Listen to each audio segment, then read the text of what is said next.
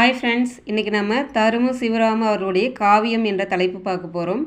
இவரை பற்றி குரூப் 4 சிலபஸில் இருக்குது ஃப்ரெண்ட்ஸ். கண்டிப்பாக இவரை பற்றி குரூப் 4 எக்ஸாமில் ஒரு கொஷின் இருக்குது, படிச்சுக்கோங்க.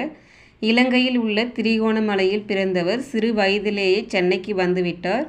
கவிதை நூல்கள் பார்த்திங்கன்னா கண்ணாடி உள்ளிருந்து, கைப்பிடி அளவு கடல், மேல் நோக்கிய பயணம், பிரமிழ் கவிதைகள்.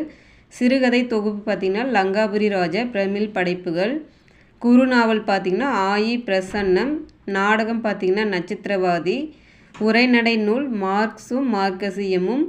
பிரமிழ் விசித்திரமான படிமவாதி என்று கூறியவர் யார் பார்த்திங்கன்னா சீசு செல்லப்பா அவர்கள். உரைநடையின் அதிகபட்ச சாத்தியத்தை நிறைவேற்றியவர் இவர் என்று கூறியவரும் சீசு செல்லப்பா அவர்கள். தமிழின் மாமேதை என்று தருமு சிவராமுவை கூறியவர் யாருன்னு பார்த்திங்கன்னா ஜானகிராமன். சிறகிலிருந்து பிரிந்த இறகு ஒன்று. காற்றின் தீராத பக்கங்களில் ஒரு பறவையின் வாழ்க்கையை எழுதி